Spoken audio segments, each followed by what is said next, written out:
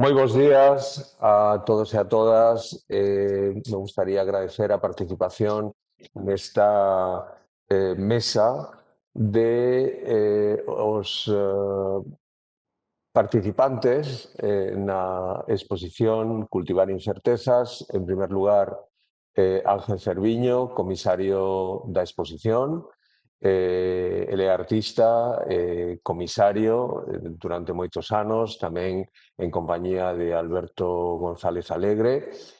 Unha persoa moi vencellada tamén ao CEGAC polos comisariados feitos nos últimos anos de Carlos León ou a colectiva Agrupar Desagrupar sobre a xeración posatlántica, estas dúas en compañía de González Alegre.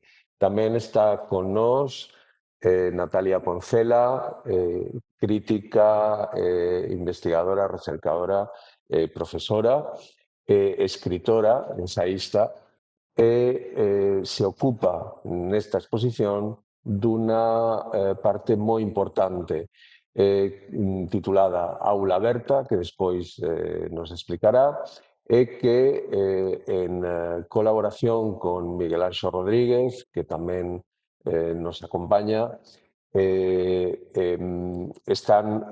realizaron unha pesquisa, unha investigación sobre o contexto galego que aborda a propia exposición. Miguel Anxo Rodríguez, profesor na Facultade de Historia, de Geografía e Historia da USC, na liña no Departamento de Historia da Arte Contemporánea. É unha persona tamén vencellada ao museo a través de xornadas académicas que organizamos conxuntamente hai 2 anos e o Congreso Novas Narrativas que dirixiu en colaboración con Agarledo e que propiciou tamén ese congreso unha revisión dos esquemas de presentación da colección do CEGAC que se presentou a continuación dese congreso e coincidindo cos debates do congreso. Tamén nos acompaña Xosé Manuel Buxán Brán, profesor, artista tamén, neste momento decano da Facultade de Belas Artes de Pontevedra, que se vencellou tamén ao CEGAC a través dunha extraordinaria exposición de fotografía atopada titulada Bañistas e que presentamos hai algúns anos no espazo de proxectos do CEGAC. Benvidos, polo tanto, a todos e todas e vamos comenzar esta presentación da exposición Cultivar Incertezas, que é unha exposición complexa, aparentemente moi sinxela, pero ten a súa complexidade e, para min, moi importante porque se vencella precisamente a unha serie de liñas que desarrollou o museo nos últimos anos. É unha exposición que parte da importancia que tivo a fundación e a creación da Facultade de Belas Artes de Pontevedra no ano 1990 e que, de algún xeito, participou nesa radical transformación que converteu en moderno, actualizado, dinámico e activo o panorama artístico, o panorama contemporáneo das artes en Galicia. Esas liñas coas que se vencella esta exposición son precisamente liñas de investigación como as que foi levada a cabo no proxecto de Ángel Cerviño e Alberto González Alegre, Agrupar Desagrupar. Foi unha exposición realizada no ano 2016. Foi unha exposición sobre esa xeración posterior atlántica, os postatlánticos, que de algún xeito abren tamén o camiño a esa eclosión de artistas novos que propiciará dun xeito máis organizado a Facultade de Pontevedra. Pero tamén outras exposicións, como exposiciones críticas comisariada por Armando Montesinos, Mariano Navarro, coa miña dirección tamén, e coa participación, nese caso, tamén de Natalia Poncela para a edición das actas, das revistas que sintetizaron os debates que tiveron lugar no mesmo núcleo da exposición, e esta exposición, de algún xeito, plantexa unha estructura semellante, no sentido de que a exposición non é únicamente o expositivo, o ámbito expositivo, sino que a exposición está vencellada directamente ao debate, á palabra, á reflexión. Polo tanto, esa estructura, de algún xeito, reprodúcese adaptada e actualizada ás necesidades deste mesmo proxecto. Por outro lado, tamén nese sentido de investigación sobre os diversos aspectos do panorama galego, temos que incluir esas presentacións da colección que tiveron lugar entre o 2017 e 2018, especialmente a que coincidiu coa celebración dos 25 anos do CEGAC, onde precisamente foi decisiva esas aportacións reflexivas teóricas que se emitiron desde o Congreso Novas Narrativas e axudaron precisamente a esa reformulación da colección en termos máis históricos, de análise histórico e tamén de análise formal, estético e de algún xeito tamén sociolóxico que do ámbito galego, que nos axuda a comprender mellor a nosa realidade. Tamén temos que incluir nesas liñas de investigación o proxecto anual de exposicións individuais de artistas galegos de media carreira. Moitos deles, se temos en conta a listaxe de artistas que participaron nese programa, vemos que, comenzando con Berta Cáccamo, foi profesora na Facultade de Belas Artes e foi unha xeración que é a que se denominou postatlántica e que estudou fora. Ela estudou en Barcelona, outros da súa xeración tiveron que estudiar en Salamanca, en Madrid, en Valencia. A partir dese momento, o seguinte participante nese proxecto foi Álvaro Negro, que xa foi un estudante, un artista que se formou en Pontevedra. Continuamos despois con Nicolás Combarro e con Loreto Martínez Troncoso. No futuro máis ou menos inmediato, tindremos un proxecto de Suso Fandiño, tamén estudante na Facultade de Belas Artes e participante nesta exposición colectiva. Por lo tanto, esta exposición ten moito sentido que se poida facer no CEGAC e axuda precisamente a comprender tamén a propia función que tivo o CEGAC nesa transformación do panorama artístico galego. De feito, temos de ter en conta como coincidiron neses anos 90 toda unha serie de hitos e creación de institucións que foron decisivas para despois esa eclosión xeracional. Me estou referindo á Fotobienal de Vigo, creada no 1984 por Manuel Sendón e Suárez Canal. Eles plantexaron unha bienal fotográfica de producción, convidando a fotógrafos estranxeiros para facer e organizar proxectos visuais fotográficos no territorio galego e na cidade de Vigo. Foi unha fiestra aberta de cara ao exterior.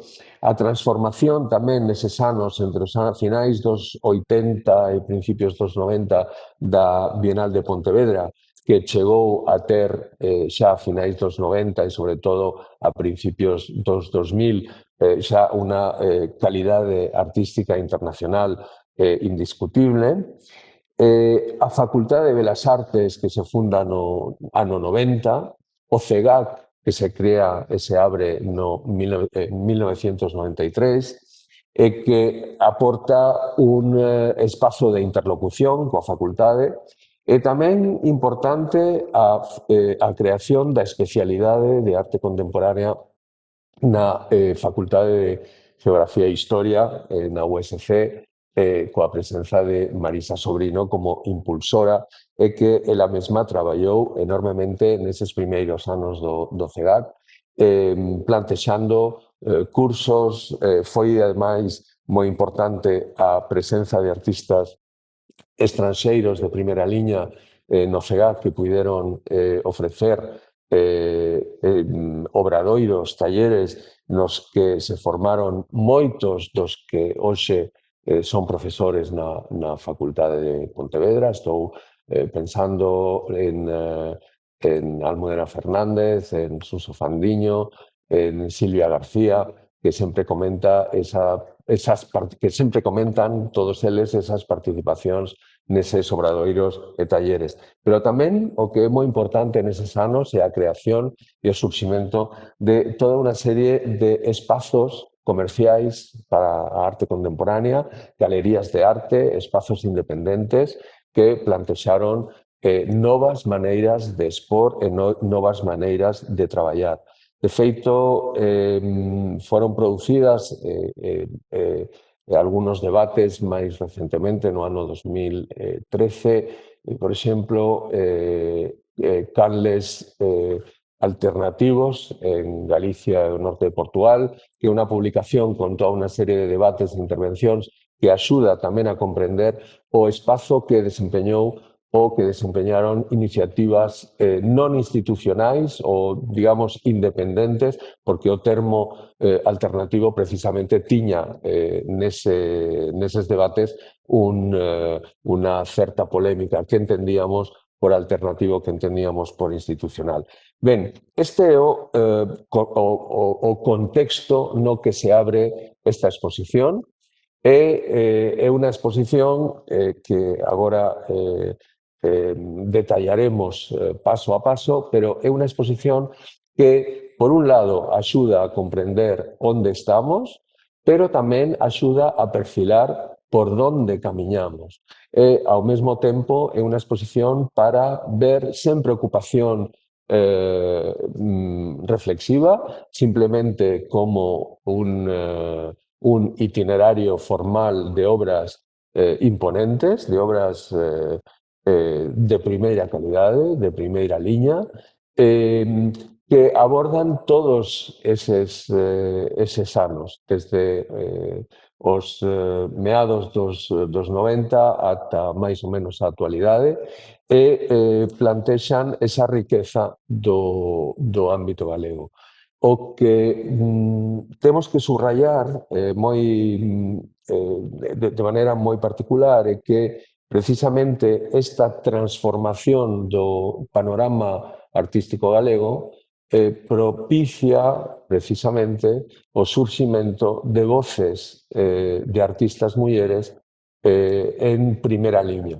Ata ese momento a presenza de mulleres artistas era moi reducida. Si pensamos a presenza, por exemplo, en Atlántica, só de Menchulamas, a eclosión de presenzas femininas despois é verdadeiramente un cambio moi importante que desarrollarán os outros compañeiros da mesa, non? Pero quería con isto xa pasar a palabra a Xosé Manuel Buxambrán, que nos acompaña. Adiante, Xosé Manuel.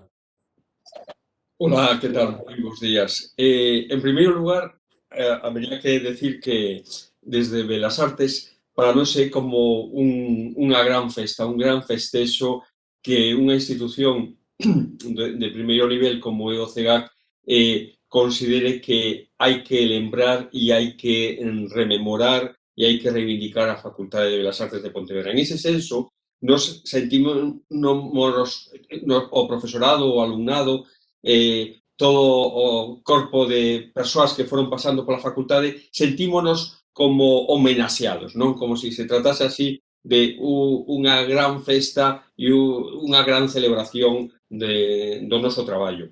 En ese senso, creo que efectivamente, ademais, ahora que circunstancialmente dirixo a facultade, creo que é algo que vimos reivindicando desde sempre as persoas que traballamos na facultade como o feito de que é unha facultade que resignificou o contexto artístico galego. O sistema artístico galego é diferente dende o nacemento no ano 90 da facultade, sen dúbida. E todo ese percorrido que ti fixeches, Santi, é moi ilustrativo de moitas cousas que foron ocurrindo. E desde a Facultade de Historia, coa súa especialidade de Historia Contemporánea, o que ocurre, por exemplo, no caso da creación do propio CEGAC en ese momento, etcétera, etcétera, etcétera. É todo un balbordo, unha cantidade, unha explosión e unha implosión de enerxía que se xenera en ese momento da que nos sempre sentímonos sempre legitimamente orgullosos o profesorado e o alumnado que pasou polas nosas aulas. Tamén quería aquí, neste rol de institucional, de representante da institución Universidade de Vigo, Facultade de Belas Artes, evidentemente hai que o bo tino do decano comisario daquel momento, que é Juan Fernando da Iglesia, de irse facendo con un corpo de profesorado, con un plano de estudos, etcétera, que puso as bases para a construción de toda esta enerxía e toda esta transformación do contexto artístico galego. Pero despois tamén, eu, mentras ti falabas, Santi, estaba apuntando cousas que me pareceron que é moi interesante que ocurren á vez que se xenera este novo plantel de artistas, este novo plantel de profesorado procedente de todos os puntos da xeografía española, etcétera. E é como o sistema artístico se enriquece na súa totalidade.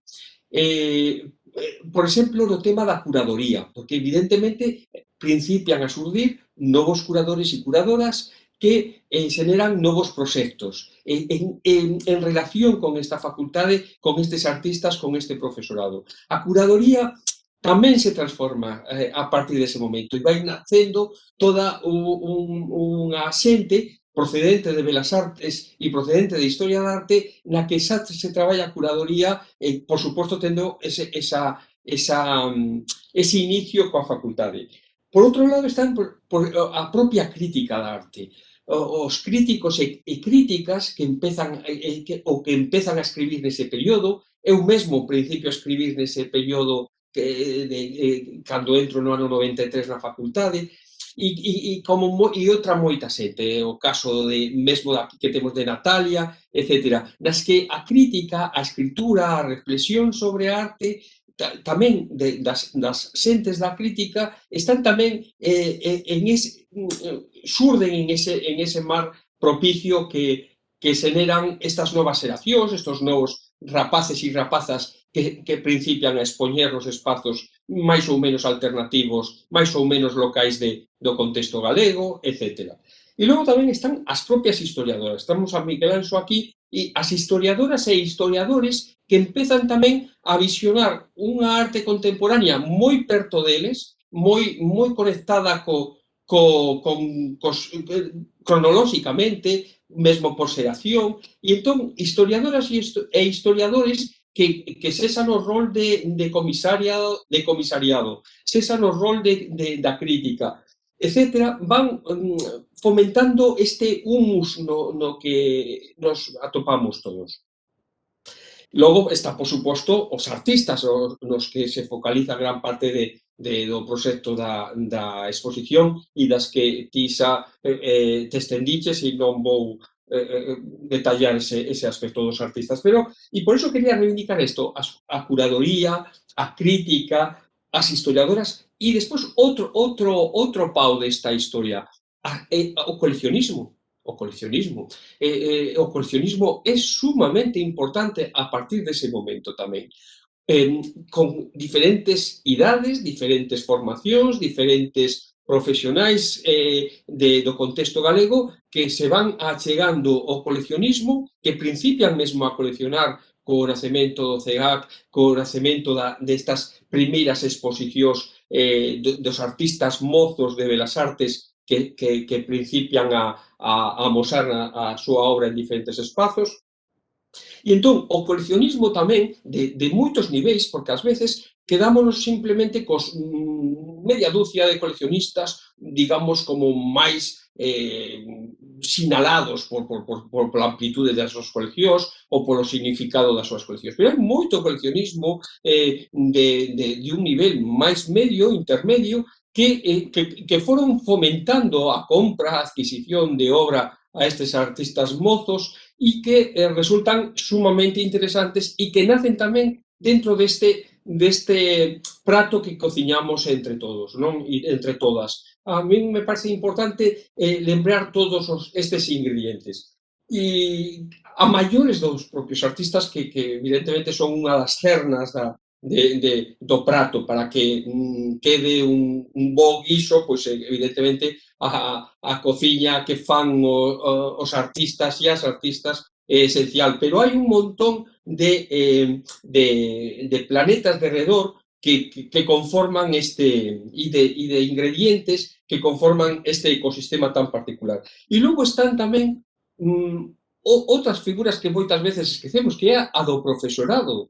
A do profesorado. Que cantidade de profesores e profesoras temos nos institutos de toda Galicia e de toda España procedentes da Facultade de Belas Artes, que están a formar na educación artística algo tan importante a tantas e tantas xeracións e que seguimos, non debemos esquecer que suministramos laboralmente é o componente máis importante da Facultade de Belas Artes, donde máis xente acaba é na educación artística e non é algo nada menor, é algo fundamental.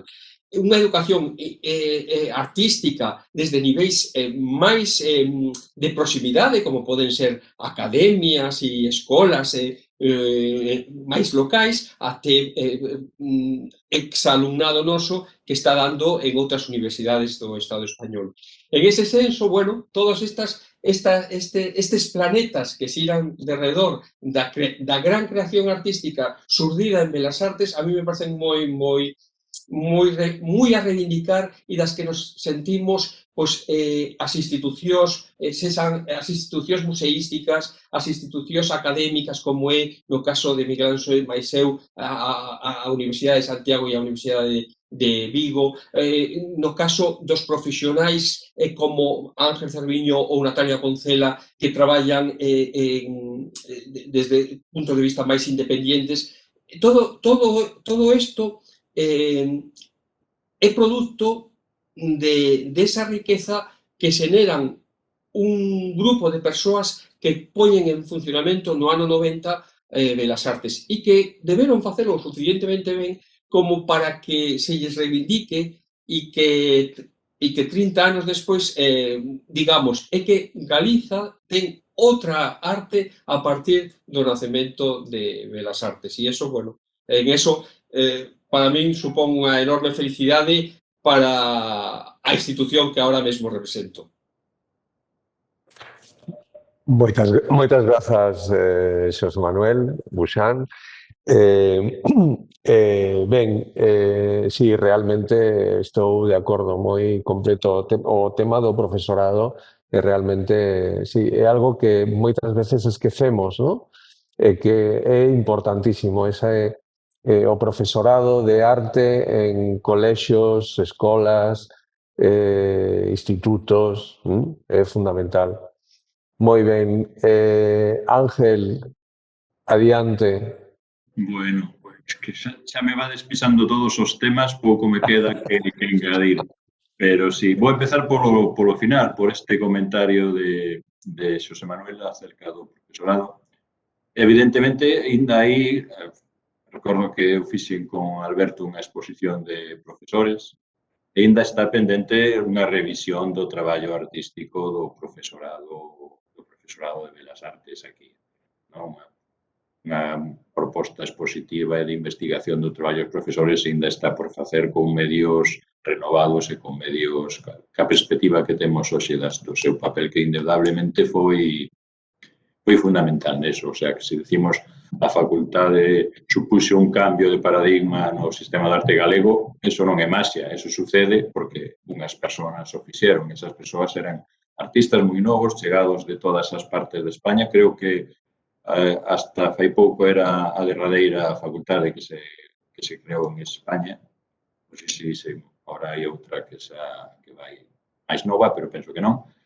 Pero, evidentemente, que fora a última que recollera todo este plantel de xóvenes artistas é o que un pouco fixo que este papel de implosión se pudera levar a cabo. Entón, bueno, queda aí como señal que ainda está por facer unha gran investigación e unha gran exposición dos artistas docentes da Facultade de Belas Artes. Bueno, entón, agora vou a tratar de decir algo que non dixerades vos, que non vai a ser fácil. E, bueno, ou como estaba plantexado xa, o que sucede con esta exposición, que se celebraba o 30 aniversario da posta en marcha da facultade, con esta maxia dos números, pouco pensamos que xa tiña chegado o momento de facer un balance e unha posta en contexto do papel indiscutiblemente fundamental da facultade no sistema de arte.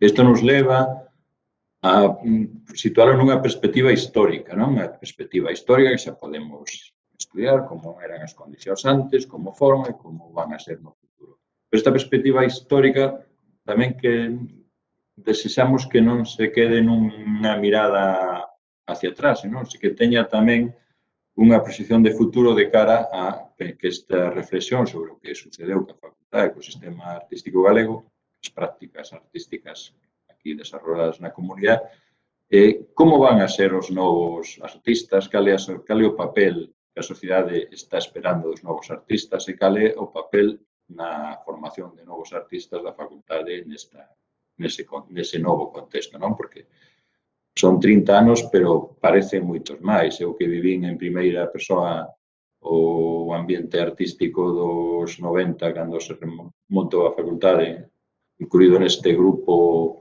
posatlántico e prefacultade de artistas, eu vexo o que pasa agora son universos completamente diferentes, non? As expectativas de traballo e de vida dos artistas que están surdindo ahora mismo da facultade son absolutamente diferentes das que tiñamos nos fai 30 anos. Todos os aspectos, desde o posto de traballo, a epistemología do que significa ser artista hoxe en día, non? Que pode chegar a significar ser artista dentro de 20 anos, a implosión das redes telemáticas e cos novos sistemas de comercialización. Entón, a exposición planteouse dende o principio con, digamos que, dúas ramas ou dúas miradas. Primeiro, a mirada sobre as obras de arte producidas nestes 30 anos por alumnos da facultade, tratando de recoller un abano xeracional que desde destas primeiras promocións hasta xente que ahora mesmo está rematando a formación. E, por outro lado, plantearse a exposición como unha plataforma multifuncional de análise do que pasou, de como este cambio sucedeu, se armou e cales foron os principales activos que interviron nel. Nese aspecto, bueno, eu estou aquí ahora mismo para agradecer a Natalia e a Miguel Anxo a súa colaboración, porque eles encargaron de levar a cabo todo o proxecto de investigación, cada unha na súa rama, e son pezas, claves e indispensables do proxecto. Eles explicarán, cada un explicará a súa participación agora dentro deste esquema de investigación. Penso que os campos son múltiples e igual nunha segunda ronda nos dá tempo a falar deles. Eu, se falo da exposición, que o principio do que son o único responsable de todos os erros, ausencias e presencias, que é o que podo defender. A exposición enunciaríase como que este é unha colectiva de 30 artistas cuyo único nexo común é a terse formado na Facultade de Belas Artes de Pontevedra. En esta propia definición están incluídos todos os problemas. Primeiro que son 30 artistas. E outro día, botando contas así a grosso modo cunha profe que tamén foi artista, con Almudena Fernández Fariña, chegamos á conclusión que nestes 30 anos pasaron pola facultade de súas notas 2.700 artistas, o cual teño deixado fora da exposición a 2.670, me parece. Quero dicir, isto é unha tragedia para calquer comisario, non? Porque vai pas que os conozco e conozco moitos o traballo e aprecio o traballo de moitos deles, facer unha reducción a 30 de todo este material estupendo que había por aí é moi doloroso. Bueno, ainda que enchéramos o CEGAC os 3 pisos, metéramos 90 artistas, se quedarían fora moitísimos proxectos interesantes. Bueno, entón, esa foi a primeira loita. E a segunda loita, xa que falábamos na definición de que o único nexo en común era que todos pasaron a súa etapa formativa na Facultade de Belas Artes, pois claro, que sucede? Que hai unha diferencia primeiro xeracional casi, porque 30 anos poden marcar un cambio xeracional desde as primeiras promocións de Álvaro Negro ou Cidrás hasta as últimas como Sandra Varela ou Manuel Mata, pois hai prácticamente un cambio xeracional. Pero aparte disso hai unhas poéticas absolutamente diferentes, son 30 artistas que cada un resolve os seus problemas estéticos dunha maneira absolutamente distinta e diferente. Entón, bueno, encaixar todos estos valores nun espacio amplio pero reducido, dada a proporción dos artistas os que podíamos contar do CEGAC, non foi unha cousa sinxela. Sin embargo, isto ven a conto de que non sei se isto xa é meterse en terrenos metafísicos, pero que hai unha especie de sinerxia entre as obras que encaixan milagrosamente unhas con outras. Non? Tú estou montando salas, estás montando, diseñando espacios, e de repente obras nas que pode haber 30 anos de diferencia, ou 20 ou 15, empezan a ter sinergias, a ter resonancias, a compoñer unha con outra o espacio. Dice, bueno, aquí hai como un espírito común, que non sabría hasta que punto se podría falar deso, pero sí que hai unha especie de vibración que as obras dos recén saídos e as obras de xente que xa ten 50 anos e que xa leva, xa estaría como está, por exemplo, acaba de citar o Santi fai un momento, Suso Fandiño, xa está a punto de facer unha exposición de media carreira, ou Álvaro Negro, que a fixo fai un ano, un par de anos, que estas obras empezan a ter sintonía con xente que acaba de sair da facultade. Non? Tamén me preocupei de xuntalos con estas discordancias nos mesmos espacios. Bueno, só quería suliñar esa sorpresa de ver como unha especie de sustancia común fai que as obras se encaixen perfectamente unhas con outras. Despois, de cara a toda a problemática dos debates, penso que podíamos volver sobre ela. Casi todas as liñas se suliñaron. Penso que hai un cambio nas políticas de xénero, o corpo como sustancia política emerxe radicalmente nestes artistas da facultade. Hai un cambio tamén que se subvirten os xéneros, pero os xéneros artísticos tamén son moi importantes, non? Pensamos en Atlántica, pintura, escultura, ou se paseamos polas salas da exposición, e a mitad das obras non saberíamos en que xénero incluídas. É dicir, que hai un montón de cambios que efectivamente surdiron desta...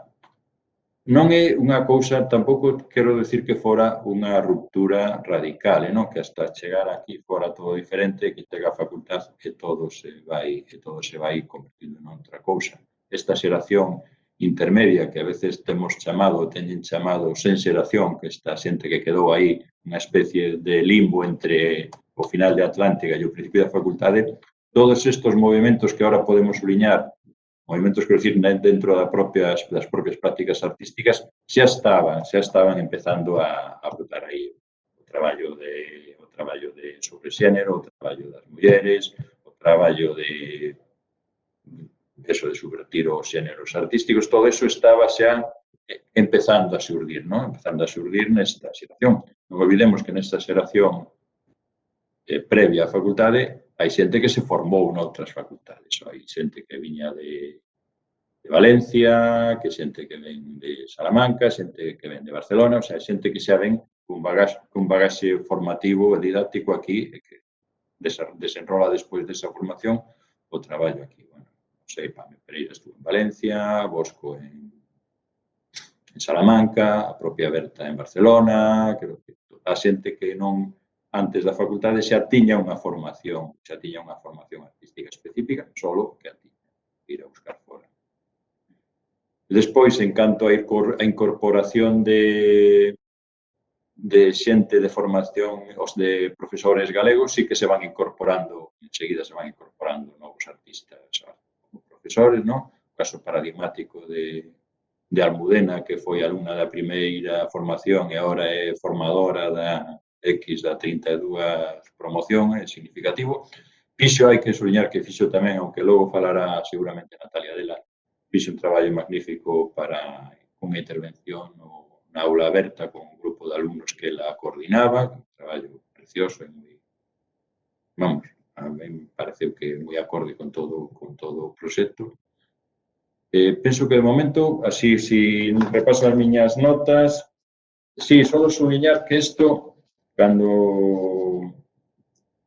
o puxemos en marcha, tamén tiñamos moi claro que isto só sería o primeiro paso, non? A primeira pedra dunha reflexión que ten que ser moi elaborada e moi desenrolada todavía, que esta exposición só é unha chamada de atención sobre unhos deberes que temos que facer. Esos deberes hai nos que facer e, de feito, hai toda esta programación da que agora falarán tanto Natalia como Miguel Anxo, vai nesa dirección, non? De que isto é un principio de reflexión sobre un tema que é básico para entender quen somos, de onde vimos e a onde vamos. Isto incluso está contemplado no proxecto con 2 publicacións, o sea, a exposición se completa con 2 publicacións. Un catálogo da exposición con argumentación curatorial dos 3 máis Santiago dos 4 que estamos aquí e un segundo libro que recollerá a toda a parte de elaboración e de discurso das mesas e das intervencións na aula aberta. A min, o que me encantaría era que incluso, dentro do segundo libro, se critique o primeiro, o sea, se poñan en cuestión os argumentos do primeiro, que haxa un diálogo e unha elaboración teórica que poda incluso subvertir os plantexamentos do catálogo, non? Eso, claro, toda esta segunda parte discursiva da exposición é a que se está vendo máis afectada polas condicións sanitarias, non? Nos podemos xuntar, a propia aula aberta se foi modificando na medida en que había que encapsular os contidos, non? Esa parte tan importante de arquivística e de registro que de aula aberta non se pode tocar, non se pode manipular, bueno, un montón de peculiaridades derivadas da situación sanitaria que influyen moito menos na exposición, que, ao fin e ao cabo, é un recorrido bastante aséptico, senón no todos os debates e registros deses debates. Pero, bueno, esperamos sacar adiante como mellor podamos e tamén que as condicións vayan abrindo posibilidades. E con isto xa dou paso tamén a Natalia e a Miguel Anxo. Se tú queres decir algo, Santiago, facer aí algún comentario. Se queredes comentar, igual tamén podemos ser máis áxiles, se queredes comentar algo. Eu quería comentar só unha cousa que é unha cuestión importante a topo para transmitir o espírito e o traballo que fixeches para a selección, non? Que tamén tiveches moi en conta de onde proviñan moitas das obras, non? Que era unha cuestión importante para ti, para o concepto da exposición, precisamente subrayar a importancia tanto da colección do CEGAC, de onde proviñan moitas das obras, como as coleccións privadas galegas que mostraban precisamente como ese coleccionismo axudou tamén o despegue desas sucesivas xeracións, porque evidentemente aquí estamos falando de varias xeracións de artistas, ¿no? Esa é unha explicación tamén da importancia do CEGAC en relación a todo ese proceso, ¿no?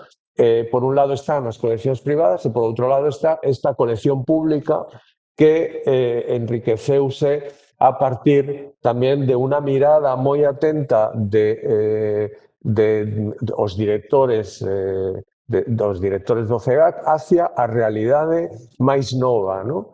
Que foi unha característica tamén dos anos 90, pensar o museo en función tamén do presente, do que estaba ocurrindo no presente, ¿no? E atopo que ese foi tamén un traballo moi arduo, difícil, complexo, en fin. Moitos deses artistas que foron, cuyas obras foron compradas polo CEGAC, moitos fixeron unha exposición no CEGAC. Estou pensando en Vicente Blanco ou Salvador Cidrás, que foron os primeros que entraron durante a dirección de Miguel Fernández Cid, ¿no? Sí, é verdad que non o había dito, que se me había esquecido. Era unha decisión tamén, digamos, consciente, non? Que a colección do CEGAC é importante, quixemos aproveitar todo o coleccionismo, tanto institucional como privado, como mostra dese circuito, dese cerre de circuito, non? Que se estaba empezando a xerar. De feito, hai obras como as de Salvador e as de Vicente, que acabas de citar, que se compraron enseguida, foron coleccionados polo CEGAC, outros tardaron máis, pero sí que foi o CEGAC que actuou, estaba sempre atento ao que pasaba na facultade para ir incorporando na súa colección obras. A nos interesábanos tamén isto en canto a mirada da exposición non se centraba só nas obras, senón en todo o conxunto do sistema, que incluye sistema crítico, e sistema comercial e sistema de coleccionismo. Hai un caso paradigmático que é un artista que estaba representada con varias coleccións e que tiña unha obra que nos gustaba moito, que estaba en Artium, que era a colección da propiedade de Artium. Pero preferimos escoller outras obras porque estaban aquí, non? Quer dizer, porque era a reacción dun coleccionista privado frente a un artista emerxente no momento da compra, ahora xa non tanto, pero un artista emerxente no momento da compra, e unha confianza dese coleccionismo, me parecía ou me parecía a mí, como o comisario curador, que isto era mostrar un pouco a circulación da sangue dentro do noso sistema, non? Antes, José Manuel subliñaba a importancia do coleccionismo. Neste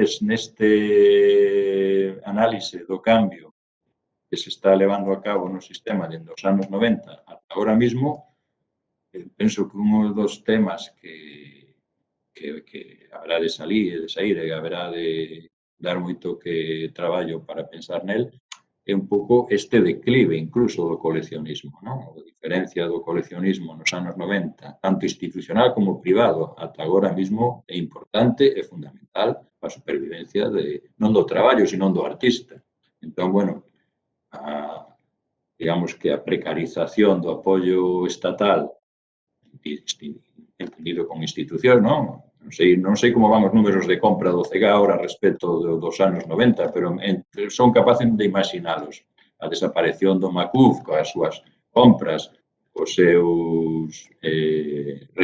súas residencias, o cerre de galerías, que non, se facemos unha nómina de galerías entre os 90 e agora mesmo, quedámonos desolados, non? Quer dizer que todo este sistema de circulación da sangre, entendida da sangre monetaria mesmo, está moi marcado no sistema de supervivencia dos artistas, da supervivencia máis básica. Bueno, entón, para cerrar aquí xa este asunto, evidentemente, a decisión de buscar as obras nas coleccións dentro de Galicia foi unha decisión curatorial consciente que, bueno, pensamos que tiña sentido dentro do concepto da exposición. Máis nada. Moi ben, Ángel, moitas grazas. Entón, creo que pasamos a palabra a Natalia, despois directamente, bueno, a Natalia e Miguel Anxo, entendo que tamén están vencelladas as dúas os dous traballos, non? As dúas intervencións. Adiante. Sí, a ver, eu quería comentar dúas cousiñas, non? A miña aportación ten dúas vertentes. Por un lado está a miña colaboración con Miguel Anxo. Os dous estivemos traballando como historiadores, poñendo foco na Facultade de Belas Artes de Pontevedra na súa historia destes 30 anos, e fruto deso é un texto común que aparece na publicación relacionada co catálogo da exposición. E despois, por outro lado, está a miña coordinación, non, dese espazo da aula aberta. En primeiro lugar, a aula aberta ten un espazo físico na exposición, unha sala que está localizada dentro do percorrido expositivo. A súa vontade principal é que ese é un espazo analítico, e con estas medidas de pandemia tamén se volveu un espacio máis expositivo, non? Porque, como comentaba antes Ángel, cando Ángel me convidou a plantexar este espazo de contexto e de arquivo, eu pensei nunha serie de dispositivos que despois se foron pouco a pouco mudando en función das medidas cada vez máis restrictivas, non? E entón, este espazo está concebido desa maneira, volveuse nun espazo absolutamente documental, no que sempre vai haber nestes meses un espazo non solamente para os documentos, non? E para os arquivos, senón para a propia investigación e creación artística, non? Que realmente o proxecto que convidamos a Almudena Fernández Fariña como profesora da facultade, como profesora dunha materia de proxectos de debuxo e pintura que se dá no cuarto curso, a que convidase a uns alumnos, neste caso foron 4 alumnos, Mateo Barcia, Rosalía Bello, Alejandro Vázquez e Ruth Vidal, e que fixeron unha intervención dentro do propio espacio da aula aberta, o cal foi moi gratificante, penso que tanto para eles, non? Porque se demostraron como tamén para min, e fixeron a primeira parte desta intervención que dentro de 3 semanas se modificará, non? Se trata de que ese espazo sexa tamén ese laboratorio, ese espazo que hai, eses espazos que hai dentro da facultade onde constantemente os procesos artísticos, non? E as metodoloxías propias relacionadas tamén coas metodoloxías do profesorado, non? De ensinanza, se van transformando, non? Ademais deste espazo así como máis dinámico, poderíamos dicir, das máis de 200 publicacións que a Facultade de Belas Artes na Universidade de Vigo realizou durante estes 30 anos, fixen unha escolma de case a metade, un centenar de publicacións que están dentro dunha serie de espazos que, lóxicamente, non se poden manexar pola situación que vivimos, pero que sí que será un material que se poderá consultar na biblioteca do CEGAC a partir de que acabe a exposición e que dá unha idea de todo ese traballo, un traballo pois moi silencioso e constante, que desde a Facultade de Belas Artes, a través do seu profesorado e a través dos ciclos expositivos con moitos alumnos e alumnas, se estiveron a facer, non? E froito diso tamén, dentro do espazo expositivo de aula aberta, hai podemos dicir un residuo, non? Dun ciclo que foi coordinado por Marc Caldas e Almudena Fernández Fariña, ciclo que se chamaba Artistas, Proxectos de Visibilización, que tuvo varias edicións e que contaba, o sea, que promovía era o traballo artístico das alumnas, reproducían as obras das alumnas sobre lonas e tamén editando postais que se ubicaban en postaleiros, como que está na exposición, en distintos espazos universitarios e tamén en institucións museísticas como o propio CEGAC, non? No seu momento. Este foi un proxecto, un ciclo desde 2011, creo que foi ata 2015, non? E nesas 4 edicións houve unha serie de actividades e de produtos como este, non? Despois tamén dentro de Aula Aberta para intentar de alguma maneira chegarnos a todo ese material producido nestes anos, amablemente dous profesores, unha profesora, Sol Alonso e Xoan Aldeo da Facultade de Belas Artes, que imparten as materias audiovisuais na facultade, fixeron unha escolma de 50 vídeos realizados polo alumnado da facultade durante estes 30 anos. Non? Entón, todas as promocións que saíron da facultade e que fixeron traballos en vídeo, non? Pois pasan por esta escolma do profesorado e realmente o seu visionado a mí me resulta moi interesante, moi gratificante a hora de ver tamén o traballo que se facía, non? Como alumnos e alumnas e moitos deles e delas seguiron a traballar dentro dese ámbito máis artístico máis visible. Non? Tamén das edicións de debut, que é o evento programado dentro dos Estudos Superiores de Deseño Textil e Moda, que agora transformouse no mestrado universitario en Deseño e Dirección Creativa en Moda. Lola do Pico, a súa directora, fixo tamén unha escolma dese material para que poidamos achegarnos tamén un pouco, non? O seu público poida entender parte do material e dos traballos e das metodoloxías que están na facultade agora e que estiven. Non? E acompañando este tipo de material documental e artístico, incluímos unha obra de Laseiro, realizada en maio de 1993, que se titula Un berro por Belas Artes, na que convidado Laseiro pola profesora Antón Castro, fai en presenza do alumnado esta peza e apoia con ela todo ese movimento de denuncia estudantil que había nos primeiros anos da licenciatura, agora o grao de Belas Artes, polas condicións precarias que existían no espazo no que estaban no fogar provincial nesos momentos, pero mesmo tamén cando pasan a sede actual, cando non hai dotación, continúan e persisten este tipo de movimentos estudantís que é importante, non? Entender ese contexto. Foi moi complicado por parte do profesorado e do equipo de Canal sacar adiante, non? E poñer en marcha a facultade, pero tamén o alumnado que esperaba con moita ansia esos primeiros estudos de ensinanza superior de Belas Artes en Galicia, non? Reclamaba, non? En canto a calidade. Movementos estudantís que tamén, coa nova lei de educación, coa LOU, volven a xurdir no ano 2001 e que tamén están recollidos neste espazo da Aula Aberta. E en relación co que non está físicamente agora mesmo nesta sala da Aula Aberta, pero co que estará, que en principio iba a realizarse mesmo no espazo da Aula Aberta, pero que as condicións sanitarias nos obrigan a que non este nese espazo, vai haber un seminario que levarán Vicente Blanco e Salvador Cidrás, un seminario que se titula Educar a través da arte, no que precisamente o que estabades falando antes, dese gran material que existe nos institutos, nos centros educativos, nos institutos, mesmo nas facultades de Ciencias da Educación, se está a facer por profesionais formados na Facultade de Belas Artes e este é o caso. Non?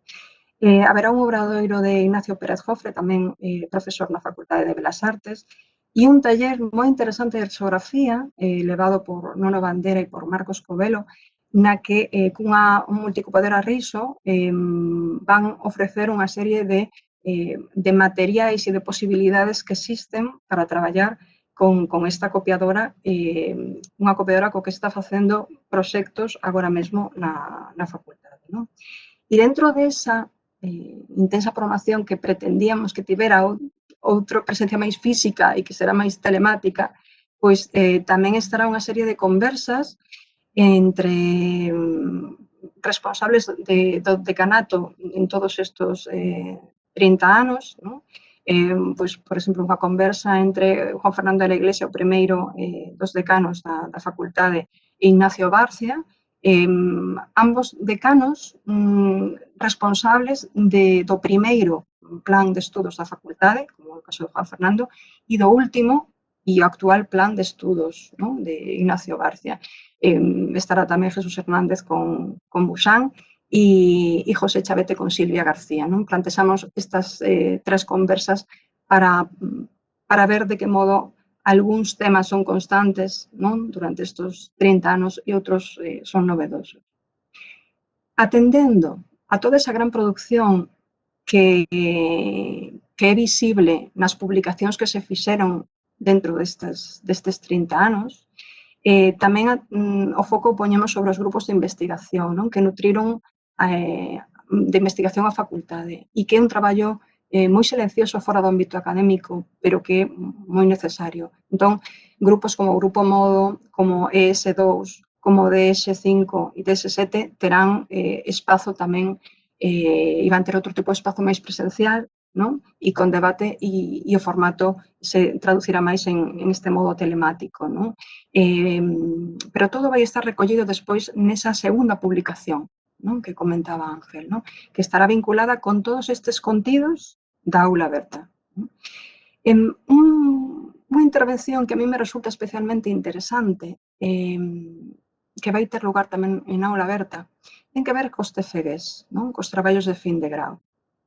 Unha das profesoras titoras nestes anos deses TFGs, Susana Cendán, vai facer unha escolma de algúns dos TFGs que pasaron por ela como titora, porque é moi interesante ver como realmente o novo plan de estudos ofrece un novo modo tanto de proceso artístico como de avaliación para os artistas, non? E os futuros graduados. E se vai facer ese análise e é un tipo de traballo moi silenciado, porque realmente eu o que máis pretendía con todo este plantel era ofrecer unha visión do que sucedeu, do que sucede na Facultade de Belas Artes que o público non coñece. Porque esta é unha exposición nun museo, nun centro de arte público e non coñece. Entón, nós que estamos dentro e estamos sempre ensimismados no noso, sabémolo, pero de todas formas eu nesta investigación xa percibín algo que xa un pouco supoñía, non? E que mesmo dentro dos axentes que formamos parte do sector, o que sucede dentro da Facultade de Belas Artes, os propios procesos e metodoloxías que existen, variadas e múltiples, son bastante descoñecidas. Incluso o propio alumnado da Facultade de Belas Artes, con os propios alumnos que estiveron facendo intervención, non coñecían gran parte de todo ese material que produciu a facultade, non? E entón, eso tamén, este tipo de eventos, de momentos, como os que estamos vivindo agora, non? Tamén pasan por pararse, por analizar, por poñer en valor, pois, por cuestionar, non? E un pouco isto é o que eu co meu graíño de area aquí pretendo tamén, non? Poñer o foco aí. O traballo con Miguel Anxo Rodríguez, no que vos comentaba ao principio da miña intervención en relación con ese texto analítico, con ese, es que casi dá como pudor, porque non hai unha historia da facultade, ni moito menos, nin o pretendemos, asomarnos un pouquiño, non? E sobre todo porque tivemos non moito tempo, non? Levamos neste proxecto moito tempo, pero xa sabedes que cando se fala en termos de investigación, sempre pouco, non? Pois Miguel Anxo e eu atisbamos algunha serie de elementos que apuntamos no noso texto que queremos seguir debatindo sobre eles, non? Que un pouco tamén o que comentaba Ángel. Este texto vai aparecer nesa primeira publicación, nese catálogo vinculado coa exposición, e en aula aberta nos mesmos nos responderemos a nos mesmos, non? Na seguinte publicación, porque é necesario, é necesario. Entón, a mí me gustaría que Miguel Anxo se centrara agora na intervención, que é tan amable, nesas tres mesas de debate que vertebran outras mesas e outras actividades que hai, non? Pero como el plantexou esas tres mesas de debate, a que focos quería sinalar non? E como un pouco imos poder desenvolvela, sí? Moi ben, pois nada, bos días. Nada, o primeiro que teño que comentar, bueno, que eu estou encantado de participar nese proxecto, que nada máis Ángel Cerviño me convidou a participar no equipo, ¿no? para facer investigación histórica e tamén para participar nas actividades, pois obviamente dixenlle que sí, aparte tiveno bastante claro desde o primeiro momento, porque como historiador de arte e especializado en arte contemporánea, sabía que era unha asignatura pendente, era unha materia pendente que, digamos, en Galicia facer unha investigación, un estudio que se centrara en sí na facultade, por todo o que implicou a facultade, ¿no? Desde a súa creación. Entonces, penso desde o principio, ¿no? Que era unha exposición e unha investigación moi pertinentes, que había que facelas. Había que facelas desde o punto de vista do historiador de arte, ¿no? Entonces, bueno, pues como comentaba Natalia, estivemos traballando pues, nos últimos meses nunha investigación, que realmente foi unha experiencia para mí moi satisfactoria, tanto pola investigación con Natalia, que xa nos coñecíamos de antes, ¿no? E sempre hubo moito feeling, como por todo, bueno, un pouco por esa maneira de indagar un pouco na realidade da facultade e facernos preguntas, ¿no? Facernos preguntas sobre a propia vida e a propia dinámica interna da facultade e tamén a posible influencia, a proxección cara fora, ¿no? Eu creo que pues, Natalia seguramente tamén poderá corroborar un pouco isto, ¿no? Cando facíamos a investigación veíamos un pouco eses dous ámbitos, ¿no? Por un lado o ámbito de dentro da escola, dentro da facultade, e outro era o que estaba fora, ¿no? E creo que estos son temas que seguramente se repetirán e se irán nas mesas de debate que coordino, pero tamén nas que coordina, bueno, nos debates que vai a coordinar Natalia en aula aberta, ¿no? Por un lado, unha realidade interna na Facultade de Belas Artes e, por outro lado, a posible proxección e influencia que ten a facultade no sistema das artes, ¿no? Bueno, no caso das mesas, comento agora un pouco recollendo o guante, que me lanzaba a Natalia. No caso das mesas redondas, vou coordinar tres mesas redondas. Entón, na primeira, nos queremos centrar un pouco na relación entre técnicas artísticas e procesos de traballo. De que modo o ensino na Facultade de Belas Artes, ¿no? Pues pode transmitir unha serie de pautas ou acentuar máis unhas dinámicas, ¿no? Que van a afectar o traballo dos artistas, ¿no? Nesa relación, nesa dialéctica entre técnica artística como algo máis ou menos consolidado, algo máis ou menos pautado, ¿no? Con as súas reglas máis ou menos establecidas, e a idea de proceso como algo aberto. De que modo se combinan tanto na docencia como logo na práctica dos artistas novos, pois estes dous aspectos, ¿no? Técnica artística e proceso como algo aberto. Isto obviamente afecta moi de cheo o que é a propia realidade interna da facultade, os programas de estudio, como os profesores desenvolven o seu traballo nas clases, ¿no? Nas aulas. Logo a segunda mesa, na segunda mesa nos queríamos achegar ao que sería a teoría e o peso da teoría, ¿no? A teoría, os discursos, como entran no que é tanto a práctica docente como despois na realidade artística, creativa dos artistas, ¿no? Que saíron da facultade. Nese caso, nesa segunda mesa, entonces, interesa volver un pouco sobre un dos tópicos, ¿no? Que parece que temos así máis asumidos en Galicia nas últimas décadas, ¿no? Que é o de que desde que se implantou a Facultade de Belas Artes hai un maior peso da teoría, ¿no? Do discurso, do que a propia creación artística en Galicia, ¿no? En Galicia, desde que se implanta Belas Artes, o peso, o discurso do componente teórico, o mismo narrativo, do relato, é moito maior que antes, ¿no? Entón, de algún xeito, pues, bueno, vamos a intentar debatir un pouco nesa mesa sobre esta cuestión.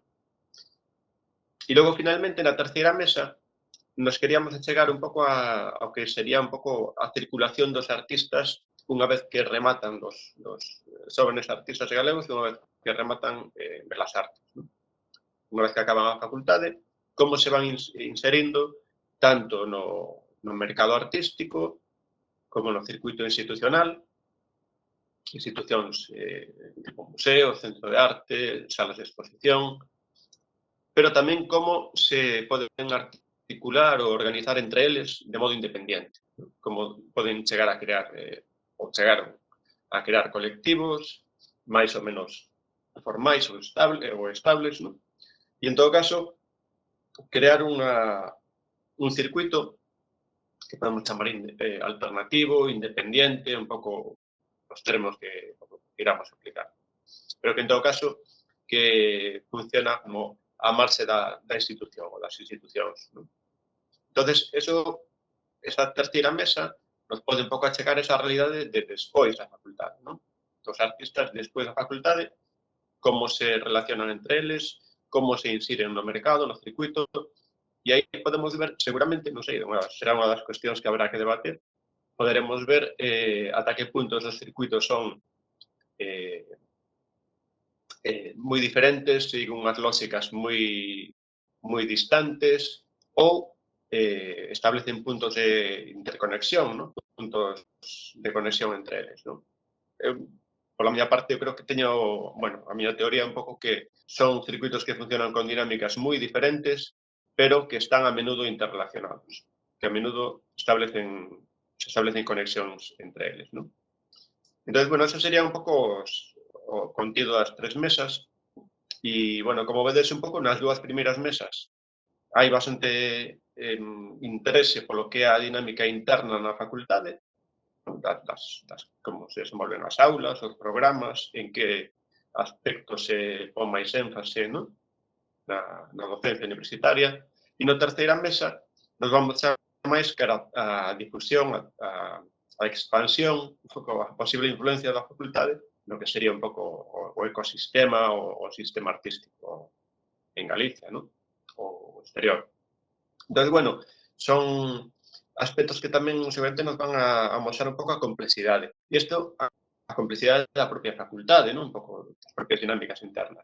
E seguramente tamén unha das cousas máis valiosas, non só das mesas, sino en xeral de todo este proxecto, é tamén que poñemos o foco un pouco na propia complexidade e na propia diversidade que hai na facultade.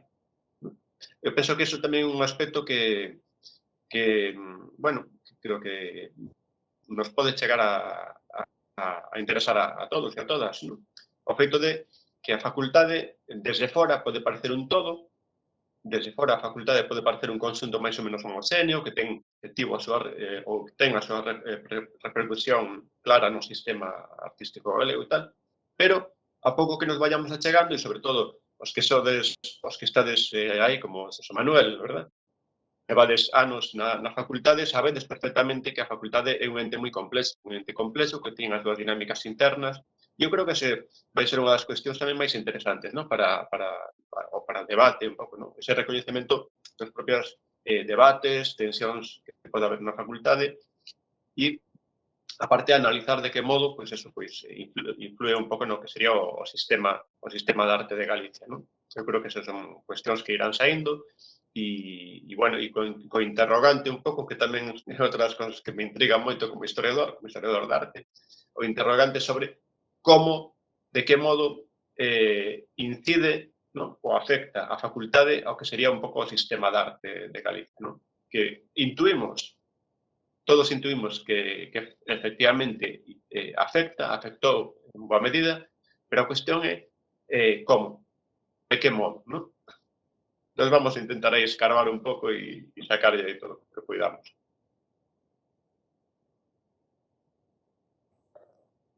Moitas gracias, Miguel Anxo, Natalia. Sí, de feito, unha das cousas que estaba pensando cando estabades falando é como durante todos estes anos, desde os 90 ata agora, as dinámicas cambiaron. É dicir, as dinámicas foron plantexándose de maneiras diferentes, sobre todo a resposta dos estudantes de cara ao seu entorno, non? Non é o mesmo os estudantes que comenzaron nos primeiros 90 que os estudantes de agora mesmo, non? Ferramentas como a web, internet, as redes sociais, atopo que influíron enormemente nas maneiras de relación, en as maneiras de buscar temas, coñecemento, ideas, etcétera, ¿no? Incluso as posibilidades das viaxes, ¿no? A principios dos 90, bueno, aínda había unha certa complexidade en poder facer unha viaxe, ¿no? Despois, a partir dos 2000, as facilidades de desplazamento foron increíbles, ¿no? E tamén desde o punto de vista académico, o que eran as bolsas nos anos 80 e 90 eran máis reducidas e comenzaron a ser moito máis accesibles. Despois temos o Erasmus, ¿no? É dicir, desde o principio da facultade ata agora, eses usos e costumes, esas ferramentas que tiñan os estudantes, en realidade toda a sociedade, que mudaron, evolucionaron, as reaccións e as respostas son diferentes, ¿no? Como atopas eses cambios, como atopades eses cambios, Xosé Manuel, sobre todo, ¿no? Perdón. Pois sí, efectivamente, estaba eu pensando, a vez que estabas falando ti, que, por exemplo, a presenza infinita que hai agora do tema digital, que ás veces igual por xeración, porque estamos aquí xa un grupo de xente maior, máis ou menos, paradoxal, e claro, eu creo que compartimos todos todas unha certa aversión a esa prevalencia do digital. E entón, mesmo como experiencia, eu onte estaba facendo unha titorización telemática con unha alumna de TFG, de isto que falaba efectivamente Natalia, porque os TFGs é unha das mellores cousas, se non a mellor, que está tendo o novo plano de estudos, e porque ten outras eivas que vemos todo o mundo, pero a TFG en ese sentido resulta moi interesante, tal como decía Natalia. E pasoume onte con unha alumna e o outro día con outra alumna que lle estaba a titorizar o seu traballo, que fíxate ti, incluso lle reivindicaba a necesidade de que as dúas falaban de plantexamentos pictóricos con digital e de elaboracións con tema digital, etc. E eu lle dicía, bueno, pero podes tamén combinarlo igual con unha instalación nun dos muros da facultade, con un debuxar a partir... Porque claro, senón é que, por exemplo, o tema digital é unha cousa alucinante, no senso, e iso todos vos o coñecedes como profesionais da arte contemporánea, os estudios dos artistas agora son máis un iPad ou un portátil de última xeración máis que pedras, madeiros, ferros, etc. Que era, por exemplo, a miña experiencia cando eu fui un alumno de Ángel Vados, por exemplo, e claro, era outro planeta. A experiencia que tiñamos na materia de escultura con Ángel Vados daquela o que se ten hoxe nas aulas vai directamente por donde ti estabas dicindo, Santi. En ese senso, corroboro na experiencia de cada día como todo, e iso fai tamén que as propias facultades, eu non sei tanto, Miguel Anxo, se lle ocorre, pero en Belas Artes a facultade non ten ese balbordo, esa enerxía que tiña a facultade hai anos, porque todo o mundo estaba con trebellos, fuchicando con trebellos. E agora iso todo, xa digo, por mordos dos portátiles, do ordenador, de creación digital, etcétera, da creación de vídeos, etcétera, a práctica artística como a coñecimos nosos os cinco que estamos aquí, pois é, desde logo, é claramente distinta.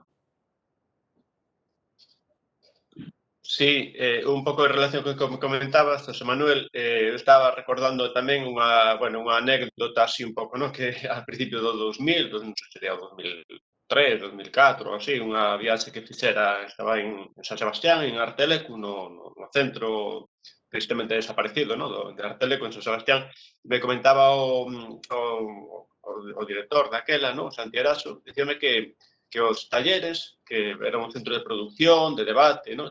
Claro, os talleres ahora mesmo os temos baleiros, porque non veñen a traballar con os escultores, o sea, os pintores, o sea, no, están co seu portátil e están facendo o traballo, pois, o sea, interesa vir aquí a Artelecu, interesa vir para o debate, para debatir, para estar xuntos. E iso é un aspecto tamén que me pareceu especialmente interesante, ¿no? O sea, como cada vez máis o traballo pode circular pola rede, ¿no? Por internet ou dispositivos electrónicos, pero, sin embargo, a xente sigue tendo necesidade, ou seguía tendo necesidade, eu creo que sigue, tendo necesidade de estar xuntos, para debatir, para estar, ¿no? Para confrontar ideas, para verse. Entonces, como a veces a produción, seguramente na práctica artística, pues pode estar pasando tamén algo así. Igual os estudantes cada vez máis canalizan o seu traballo por medios electrónicos, pero, sin embargo, queren ir á aula, queren ir á facultade para que lles den aulas, ¿no? E para estar xuntos, ¿no?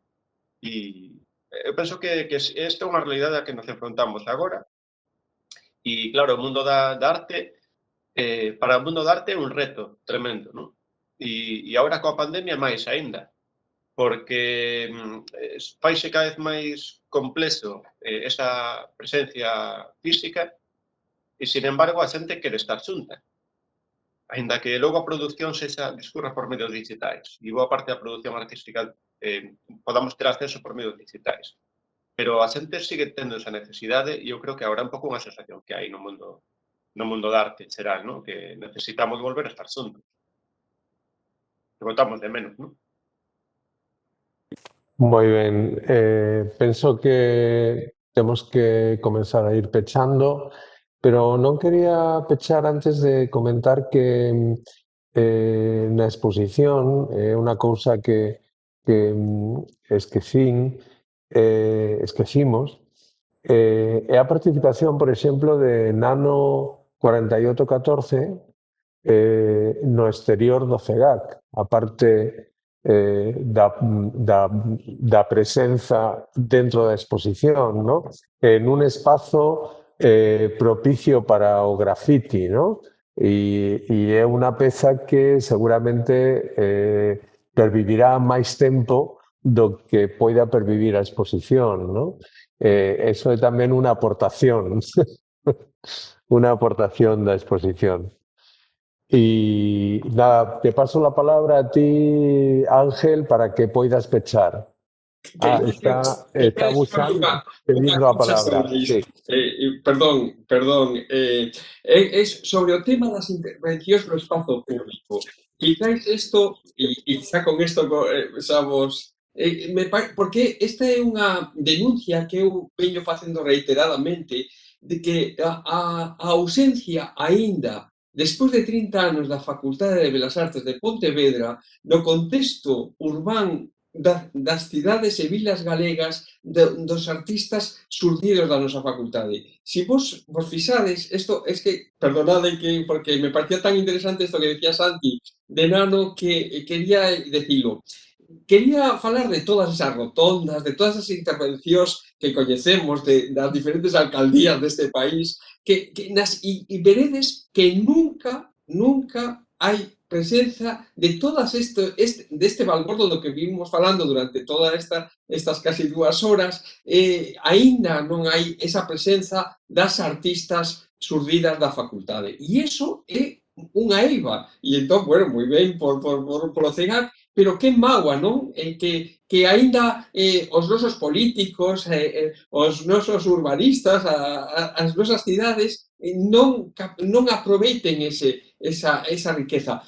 Fora do tema mural, que eso, bueno, xa tampouco ninguén descubriu o tema dos murais, aínda que parece que o están descubrindo os políticos agora, o mural xa estaba, e efectivamente aí sí se conta coa xente de Belas Artes, pero non en todas esas rotondas, en todas esas intervencións urbanas nas que meten esculturas, nas que sempre están as xeracións moi anteriores ás que produciu Belas Artes. Eso, quería tamén reivindicar esa parcela que está moi esquecida dos nosos xestores políticos e institucionais.